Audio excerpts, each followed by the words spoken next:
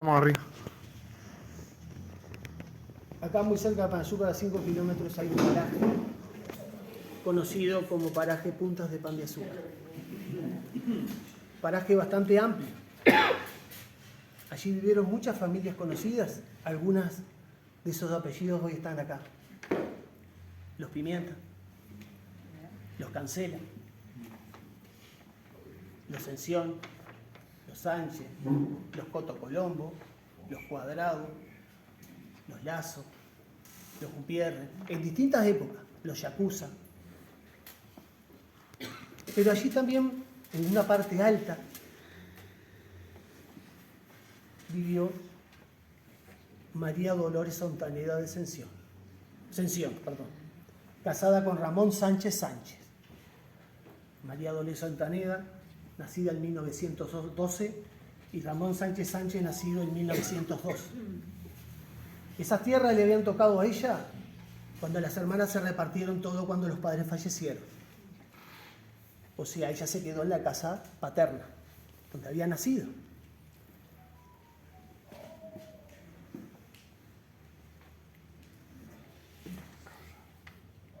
¿Cómo paso palabra? Acá. Sí, sí. Maximizar la Donde había pantalla. nacido. Era una casa, una tapera, el cuarto de piedra, la casa, estaba dividida en 3 partes. El cuarto de los varones, al medio el de los padres y el de las niñas del otro lado. También había una cocina hecha de barro y un baño también hecho con barro. Los pisos eran de tierra. Unas vistas bárbaras, hermosas. De un lado tenía toda la Sierra de las Ánimas, preciosas. Y del otro lado de atrás, el Cerro Pan de Azúcar con el camino de tropas. Tan cerca que parecía que uno lo podía tocar con la mano. Allí, en 1932, cuando María Dolores Ontaneda se casa con Ramón Sánchez Sánchez, ellos allí tienen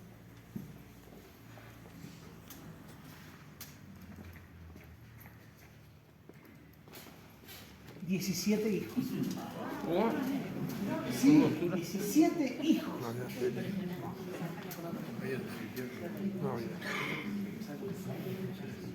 17 hijos. 3, lamentablemente, murieron al nacer, o casi enseguida, sin nombre. Quizás todavía están enterrados por allí, pero no se sabe dónde. Los otros 14 restantes fueron Marlene, que fue soltera, Héctor, que se casó con Eronilda Rodríguez y tuvieron 4 hijos, Ramón, soltero, Manuela, que se casó con Isidro Camacho y tuvieron 3 hijos. Tengo los nombres de los hijos, pero no lo quiero entreverar. Jorge, que fue soltero, Antonia, que se casó con Rudencindo Hernández y tuvieron 4 hijos, Margarita, que tuvo una hija natural soltera, Graciela, Domingo, que lo dejo para el final, Nilda, que se casó con Elautario Matón y tuvieron 2 hijos, Alberto, que se casó con Clara Soroquiero y tuvieron 5 hijos, Adelina se casó con Mendieta Fernández y tuvieron 4 hijos, Celia, que se casó 2 veces, primero con Juan Escaligati y después con Eno Rodríguez. Y tuvo 3 hijos. María Luisa, que se casó con Andrés Reyes, tuvieron 3 hijos. Y Luis Alberto, soltero. Una familia muy numerosa, muy numerosa. Pero como dato curioso, es que no se venía mucho al pueblo, a pesar de que estaban allí. Y había hermanos que tenían 5 o 6 meses de diferencia según lo que ella le había dicho que habían nacido. Imposible. Entonces están anotados 6 de ellos como 3 pares de mellizos. Y póngase a pensar, no saber el día que naciste, no saber cuándo es tu cumpleaños real, y todavía ser mellizo de que no sos mellizo, a pesar que sea tu hermano. Esos fueron el caso de Ramón y Manuela, Jorge y Antonia, y Margarita y Domingo. Cuando Ramón Sánchez fallece, María Dolores salió adelante, crió a sus hijos solo, con mucha fuerza y fe. Todos concurrieron a la escuela 20 de Punta de las Sierras. Allí iban, caminando, casi 2 kilómetros. Hice ese trayecto, una bajada, una pendiente grande, hasta llegar al paso donde daba el paso en la vía, que era la parada 106. Y de ahí un camino vecinal, que ya ahora no se usa, ahí cruzaban, tomaban el repecho grande, interminable, para llegar a la escuela. Allí, María Luisa García los esperaba y los controlaba a ver cómo cruzaban. Todos iban en fila. Esa era la orden de María Dolores. Todos juntos y todos volvían. Nunca llevaban cuaderno. Siempre le decían a la maestra que se le habían caído cuando cruzaban la cañada. Pero algo importante, fueron todos a la escuela.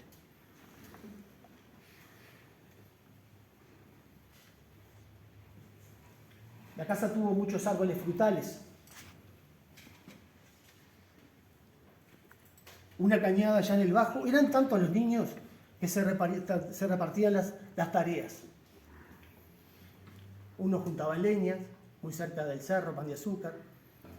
Otros ayudaban con los animales. Otros hacían ladrillos. Otros en la cocina. Y otros iban a buscar a la cañada Castro, porque más adelante está la cañada Tarariras, buscar agua. Pero allí se bañaban. Primavera, verano, otoño e invierno. Allí se bañaban, en esa cañada.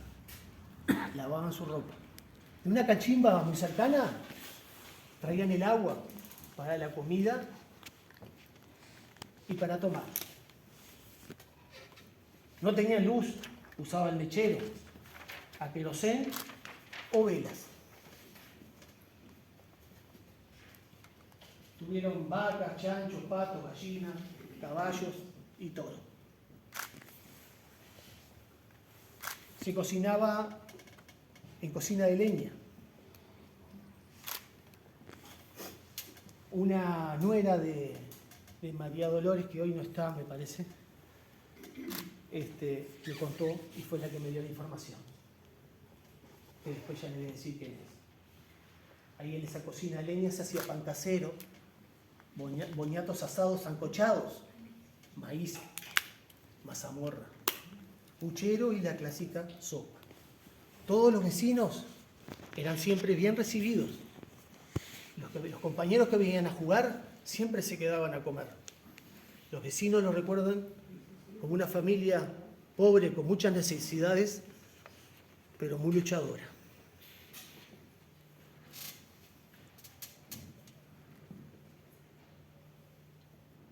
Una anécdota que les puedo contar era que una de las hijas, Margarita, era muy pegada a la madre, muy pegada, y le llevaba todos los chismes. Alcahueta. Y le decía que los hermanos se rompieron la ropa, que los hermanos se empujaron, que lo rezongaron en la escuela, que se cayó al agua, que no quiso traer leña. A veces era verdad, a veces era mentira. Los hermanos enojados quisieron hacer algo para vengarse. Ya me los imagino ahí atrás de las casas o atrás de los árboles. A ver qué hacemos con Margarita. Algo tenemos que hacer, pero tenía que estar todos de acuerdo. Hasta que uno se le ocurre, la vamos a atar a un árbol. La vamos a atar a un árbol cuando vayamos a buscar la leña. Todos dijeron que sí. El día que le tocó a ella ir con los hermanos mayores, lejos de la casa, más de 1 kilómetro, ataron a Margarita. Y se vinieron, normalmente, como todo. Eran tantos que iban y venían que María Dolores nunca se dio cuenta. ¿Qué se iba a dar cuenta? 15 almuerzos, 15 desayunos, 15 cenas, Era imposible. Llegó la noche y dijo, a dormir, y todos entraron a la orden de la madre. Mientras todos se acostaban, María Dolores se quedó en la cocina terminando las tareas a la luz de la vela. Después de un rato, fue a la casa. Fue a la casa y tenía por costumbre ella pasar por los cuartos de los hijos, pero no nombrarlos para despertarlos. Y a la pena con una luz de vela, ella hacía así, no te asustes. 1, 2, 3, 4, 5. El problema cuando llegó al 13, 14, no estaba el 14. Imagínense, cansada, con los ojos casi para dormir, las pulsaciones a 1000. Y gritó, hija, hija, porque no sabía cuál. Apenas alumbraba ese ranchito. Salió, gritó. Los gritos retumbaron en aquella casita, en aquella pieza chiquita. Los niños se despertaron, abrazados, lloraban. No nos pegue, mamá, yo no fui, no sé quién es, quién es. Hasta que una de las chiquitas dijo, fue idea de fulano, y está en el monte. Allá agarró a los dos más grandes del brazo, así como estaban, y salió en busca de la hija. Imagínense, esa noche no durmió nadie. Fue larguísima. Y al otro día, todos cobraron. Todos.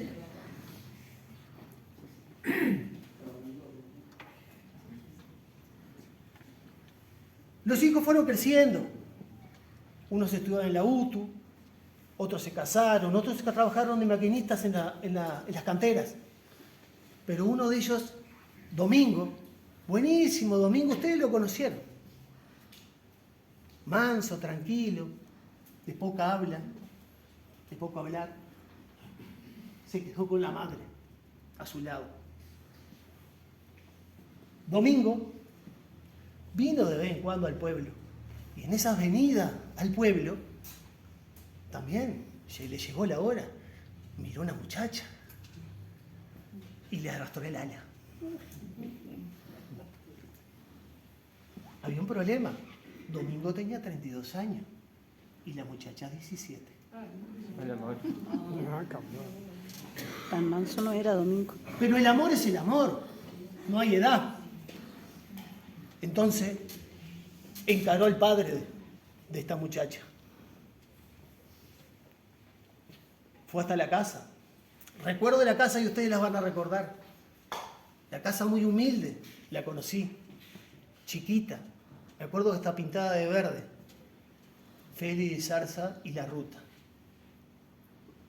Frente al parque, donde después estuvo la carpintería del Bubi Sánchez. Allí vivía el Macanudo, el Macanudo Ramírez, que fue director técnico del Baby Fútbol de Peñarol, en la canchita donde está la piscina, donde Luján era el canchero. El Macanudo le dio autorización para ser novio, para casarse y para que fuera al campo a vivir con ella. Y tuvieron 2 hijos.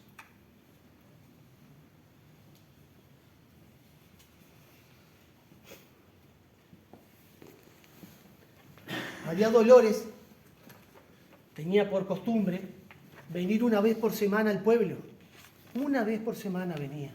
Se caminaba los 5 kilómetros por el camino viejo y llegaba al restaurante Velázquez de Don Rodolfo. Y le traía 2 o 3 pollos de ella. El restaurante Velázquez, enfrente a lo del pibe Rasquín, enfrente a lo de Japón Luzardo, muy cerca de la carpintería de Montes de Oca, trabajando Guadalupe el carpintero, o a la vuelta de Hugo Díaz. Allí cuando le daba, después de darle los pollos, Rodolfo le daba una copita. Y ella se sentaba en una esquina, sola. No sabemos en qué estaría pensando, pero se ve que ese era su momento.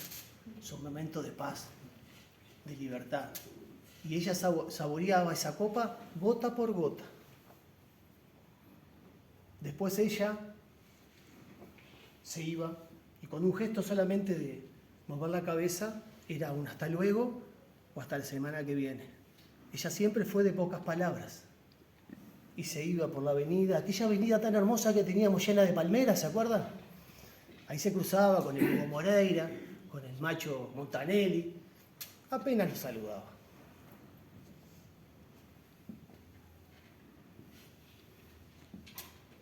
María Dolores enfermó y allí en su lecho, en su casa, muere en 1983,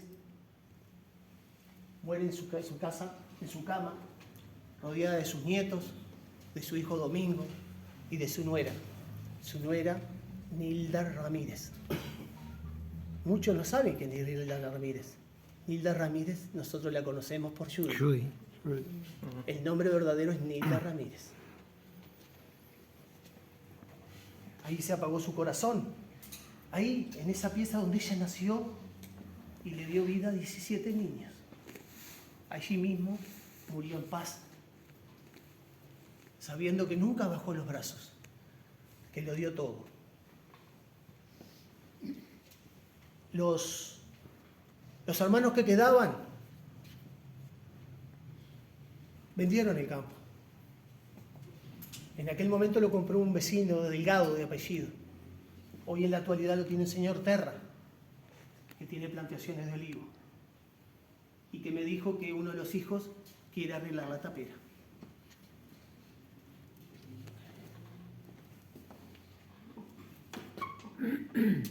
Cuando fui a la tapera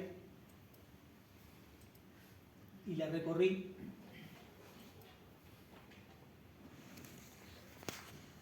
vi dos cosas diferentes. Me senté en un tronco afuera y me los imaginé allí corriendo los gurises después de las tareas, jugando a la pelota con una pelota desinflada, a la escondida, a la mancha, riéndose. Pero otro mundo era cuando entraban a la tapera a dormir. Este pedacito era un cuarto. Esto chiquito era el cuarto de María Dolores y después de las niñas. Me senté, es el de las niñas. Me senté acá, en estos ladrillos, y traté de imaginarme 16 personas ahí adentro. 16 camas. No hubo vuelta. Me di vuelta la cabeza y no pude. Piso de tierra, no pude. Entonces pensé, dormía uno hacia la cabeza y uno hacia los pies. Dormían juntos para darse calor. No me quiero imaginar esos días de 2 o 3 días de lluvia con viento, metidos en un lugar chiquito que no tiene ni para moverse. Por eso le digo de esos dos mundos diferentes. Y quizás ese, en el que yo estuve ahí adentro, que se puede sentir mucho dolor, mucha tristeza, llevó a que muchos hijos de ella tomaran a veces decisiones trágicas que algunos sabemos. Esta es la historia de una familia de Pan de Azúcar. Ella, María Dolores, vistió de negro como más de 25 años. En aquel momento se vestía de luto, era muy común. Ella tiene una hermosa vista de las sierras. Por ahí estaban los árboles frutales, ahora ya no queda nada. Esa era la puerta de ingreso, enfrente quedaba el cuarto de María Dolores. Mamá de buena estructura, pero siempre bajas, ¿no? Hay una de las paredes del costado que está caída. Invité a Nilda para ir de vuelta porque conseguí el permiso, pero no quiso ir. Le hace muy mal, dice, ir hasta allá.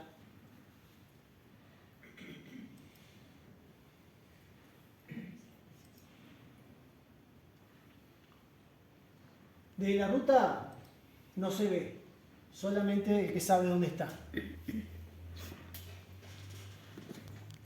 Bueno, espero que me aporten de lo que hago de investigación, recordando a las familias, como yo siempre digo, sigo investigando y tratando de reflotar la historia de acá.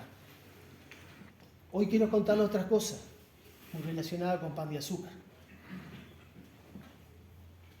Todos sabemos que cuando se diagrama una ciudad, la plaza es el centro. Y en ella, ¿quién está? La iglesia por un lado, la escuela por el otro, alguna oficina pública, y en la esquina estaba donde paraban las carretas. También está la comisaría. La comisaría no está ahí. Y estoy investigando por qué no está ahí. Posiblemente, puede haber sido la casa de uno de los fundadores de Pan de Azúcar. También estoy investigando, porque me está por llegar una escritura, dónde fue una de las primeras lugares de salud, de atención de salud en Pan de Azúcar. Muy cerca de acá. La casa la tiene una amiga y me va a prestar la escritura. Pero también forma parte de la ciudad el cementerio, el Camposanto. Siempre lejos de la ciudad, en la parte rural, pasando la línea del ejido. Todos sabemos, o quizá usted no, alguno, que la entrada, mirando el cementerio de frente, la entrada original no es la que todos conocemos. La entrada original es el ángulo hacia Ruta 60. Si alguna vez van y pasean por allí, o van o tienen que ir, se van a dar cuenta que esa era la entrada del cementerio de Pan de Azúcar. Desde atrás de la vieja bodega hasta el cementerio de este lado hay una fila de árboles, separados por 2 metros y 1 metro cada uno. Ya de ese lado se han caído muchos, quedan más en la última cuadra. Eran más de 200, quedan 70. Del lado derecho ya casi ni queda. La mayoría sabemos que esos campos eran de la Asociación Bonilla. No está muy claro si fueron donados, si fueron vendidos o si se fueron entregados a cuota de alguna deuda que había de contribuciones. Así es cuando nace la famosa frase que nos enseñaron nuestros abuelos, nuestros padres, hasta nosotros, de que si te mueres te llevan para los pinos de Bonilla. O cuídate porque te vas para los pinos de Bonilla. ¿Es verdad o no? Sí, seguro. Bueno, hoy les quiero decir algo. Los pinos no se llaman pinos. No quiero matar un... Ya perdiste. No importa. Se fue por los pinos. Acá. Les voy a decir algo. Lamento decirle que no son pinos. Son casuarinas. Son cuasas. Los Están pinos. años luz de evolución de ser pinos. Años luz. Sí son originarias como los pinos del sudoeste de Asia y de Oceanía. Dato dado por un amigo biológico que yo siempre consulto, Manuel. Además, cuando les nace este pedacito de atrás, se le conoce como cola de caballo. Así que sin querer matar un mito, que mucha gente no sabe, y espero seguir diciéndolo, nos van a llevar a todos para los pinos Bonilla. No. Esa era una cosa que todo el mundo decía antiguamente. A todos los árboles que había en los camposantos le decíamos pino. A los cipirés, a todo eso le decíamos no. Bueno, esta es la historia y esto es lo que yo voy juntando. Otro día les puedo mostrar todas las cascadas que hay en la vuelta, todas las quebradas, todos los pasos, los molinos, las caleras. Porque no es lo mismo un horno de cal que una calera. Hay una calera tan hermosa y gigante. La conozco. Ahí entré después de 3 años de conseguir y hablar con el dueño. Los dueños de esos campos son venezolanos. No vienen nunca a Uruguay. Quizás una vez en 2 años. Emboqué de casualidad. Después de pasar en bicicleta y... No quieren propaganda, no quieren que se le meta gente. Entonces, la gente esa tiene campos también para el lado de Durazno, tienen en España. Vienen muy poco. Así pasan muchas cosas. Conozco mucha gente. Hay una mina acá también muy antigua que conseguí. Los dueños son holandeses, ingleses y judíos. Gracias a Dios que yo conocía a una persona que es pariente de ellos que vivía donde yo trabajaba. Entonces tuve la facilidad para entrar al campo y recorrerlo. La gente a veces no quiere entrar porque se mete, rompen, rayan las paredes. Las paredes a veces están caídas, se pueden caer, tienen muchos años. Acá les voy a mostrar una de las taperas más grandes y más lindas que hay en la zona. La de Juan Echar. No el que hacía baile, el padre. La que hacía el padre. Esta queda en la punta de Pan de Azúcar. Enorme tapera. Unas vistas allá arriba hermosas. Rumbo al paso del campamento. Muy cerca de la cañada de los Arandíes. Está esta tapera. Hermosa tapera. Juan Echar, que se casó con Gregoria Garrido Modorgoy. ¿Está por la ruta 60? No lo sé. No se ve tampoco del camino. Ese campo lo compró un señor de Montevideo hace 5 años. No vino nunca. Conozco al casero que es el que me deja entrar. Gente que compra. No sé. ¿Por qué y para qué? Paredes enormes, grandes, Piedra. todo de Piedra piedra. en sillería.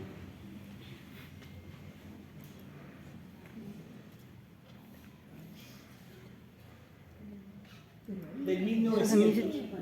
¿Eso no será anterior al 1900? Por la forma de, Principio del 1900. por la forma de construcción. De piedra. Y en Vamos. Yo sillería. hice la historia con la viñeta y fuimos a buscar hasta la partida de matrimonio de ellos en la iglesia de Minas.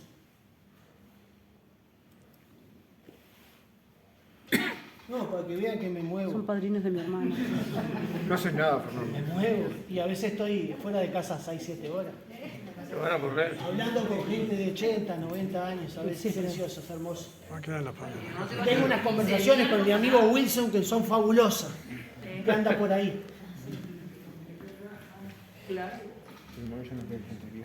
Muy seguro, ¿no? No queda, ¿no? El más viejo es este que está acá delante de nosotros. Viene de la Ahí casa tenemos por un video. el baño de ovejas. Sí, se me ocurrió. Y la esquina se hacía eso para poner ¿Qué le algo. importó? ¿Corrieron? Nada, yo tenía 4 años. Sí. 4 años. A los 4 años lo corrieron a Carlito. ¿Sabes dónde estaba yo? En la casa de Estucio. Qué Tenía todo. por mí. Después vine a vivir en un ranchito con piso de teatro. Tengo 70. Cambió. ¿Eh? A Marelli vine a vivir. con ra- Ahora te voy a mostrar. Cumpleaños en la casa de Estucio.